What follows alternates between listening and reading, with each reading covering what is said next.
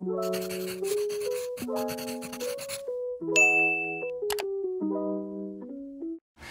Queens! It's Noemi and welcome back to our channel. Meron tayong makeup tutorial. So, ito yung aking everyday look. And ang mga gagamitin natin ngayon guys ay mga mumurahing makeup products, mga super affordable pero long lasting. So, ito yung mga favorite ko at ito yung mga ginagamit ko everyday. Nag-retouch lang ako siguro mga isang beses kasi doon sa aming shop, doon sa Good To Go Cafe ay hindi ako masyadong nakakapag-retouch doon. So, siguro konting pahinga, magpa-powder lang ako. So, sa lipstick, hindi masyado. Siguro isang beses lang din. Yung mga link ay nandyan sa baba kung gusto nyong itry. First, pinaka-importante sa lahat ay kailangan natin mag-sunscreen. So, ang aking ginagamit dito ay itong Fairy Skin. So, SPF 50. Marami nang may alam nito na siguro mga nasa 150, basta less than 200. Okay na okay siya. Hindi ako dito nag-oil up. May mga ginagamit pa ako ibang sunscreen, pero ito yung isa sa mga yung binabalikan ko din. And hiyang to sa akin kasi hindi ako nagbe-breakout dito. I don't know kung hiyangan lang, pero ako sobrang hiyang ko dito. So, ganyan ako maglagay. Importante to guys, para hindi tayo magkaroon ng mga melasma, para hindi tayo magkaroon ng mga damage from the sun.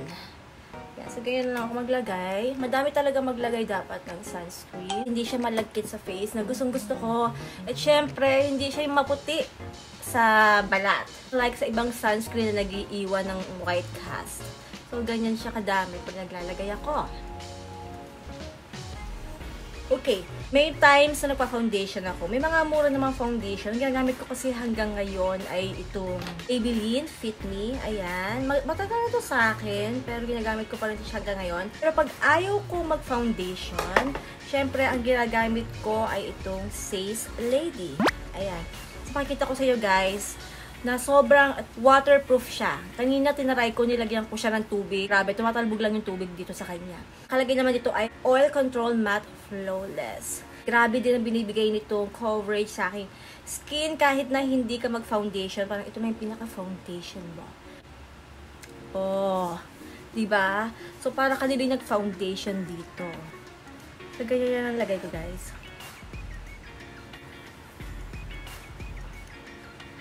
Tingnan nyo naman. Para din ako nag-foundation. So, kaya sobrang like na like ko itong Says Lady. Napaka-affordable niya. So, yan guys. You can see, sobrang na-cover na niya lahat. Para na ako nag-foundation. And ito, dadalhin ko pa ito mamaya sa work.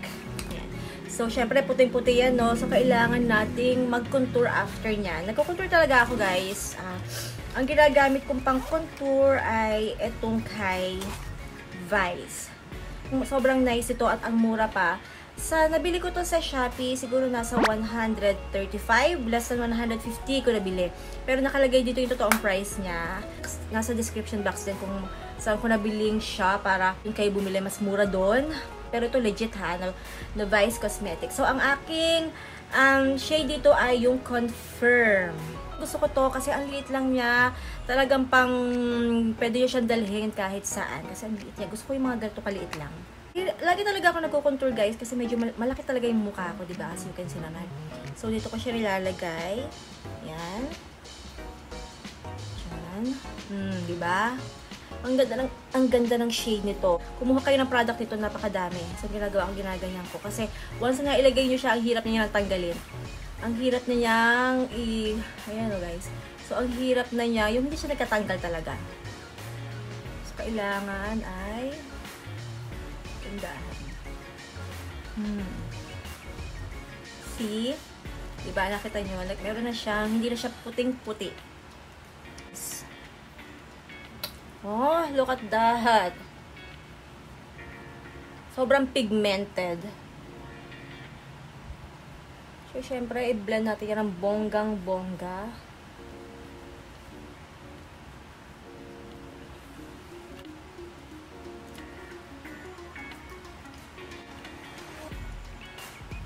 After yan, syempre, kailangan din tayo mag-contour ng nose. So, ito lang yung ginagawa ko.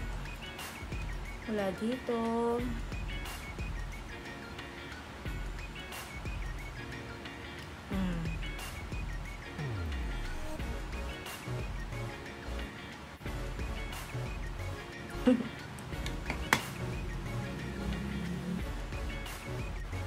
Okay, so yan guys.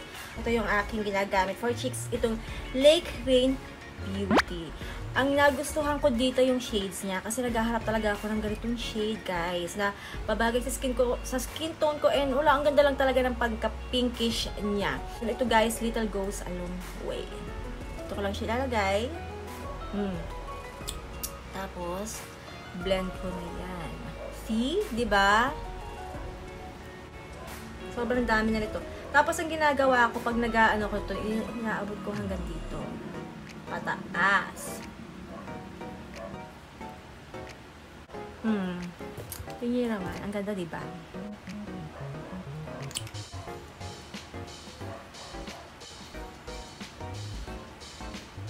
Yan na ang ating pang blush. Ang gagamitin ko for kilay ay itong Kimus Brow.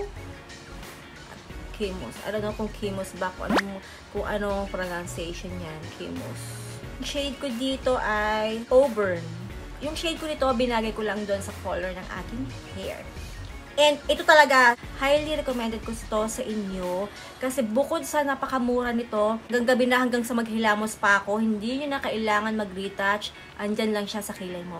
Pero syempre, kailangan mo mag-careful kasi mahirap talaga siyang tanggalin. Yung kahit nag-oil up ka ay hindi talaga siya natatanggal, guys. Yan. So, dito lang ako naglalagay sa may baba ng aking eyebrows. Dito. Ay, bine-blend ko siya gamit itong aking spoolie. Pataas. Yan, para magmukha siyang hair. Diba? Yan. Wala siyang effort, doon lang ako sa baba naglagay. Pero, ano, ang ganda na niya, diba guys? Parang, ano siya, hindi siya yung itim na itim, hindi siya over-exage na eyebrows. Yung parang natural lang po.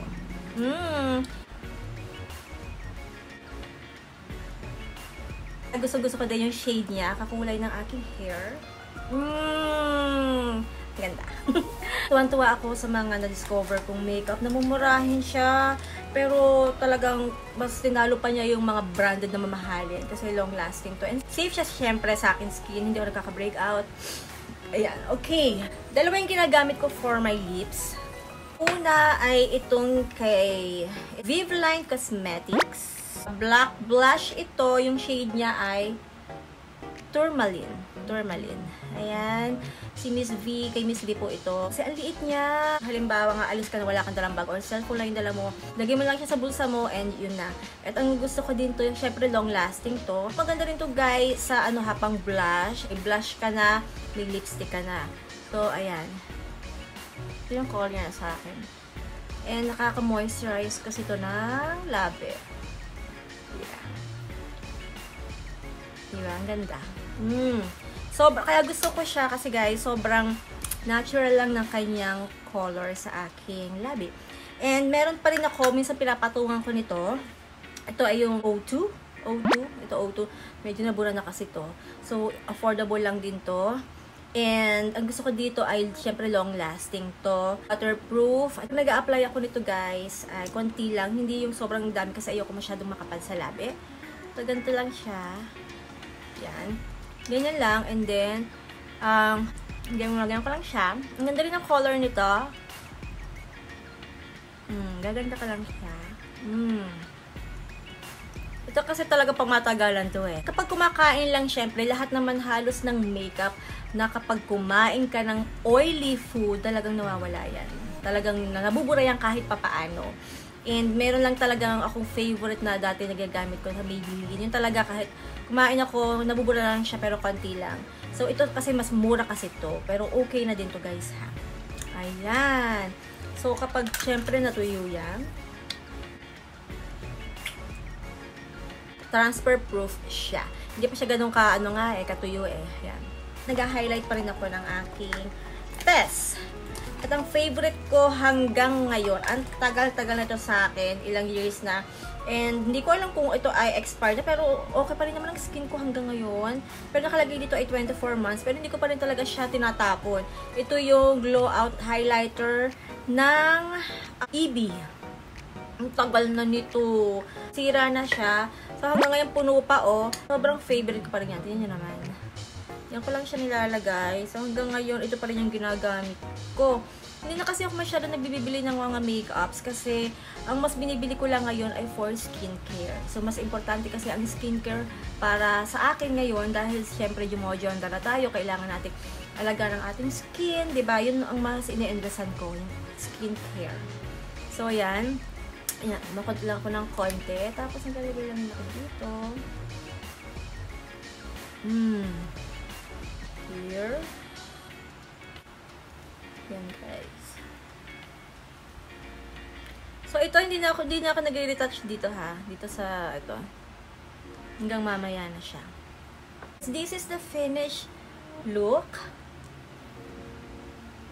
Diba? Wala na akong ginagamit sa aking mata. Ang ginagawa ko na lang ay nagpapa-eyelash extensions na ako para pack na yan. Hindi ko na kailangan mag-mascara. And 1 month naman yan. 1 month na nga to, kailangan na siyang i-detach. Pero kapag may eyelash extensions ka, hindi mo na kailangan yan, di ba? Ganyan palang pack na. So, yan. Ito yung aking everyday look. So, yan po. That's it for today's video. Nasa description box, check nyo na. Kung ngayon nyo palang napanood ang aking channel, andyan, marami ako dyang mga videos about mga pampaputi at ano pang pampakinis, mga tutorials ko. And that is for today's video. Ikaw, kung nandiyan ka na naman sa aking channel, mag-subscribe ka na. And hit mo na yung bell button para ma-notify ka sa mga bago kong videos. Thank you for watching. I will see you in my next video. Bye!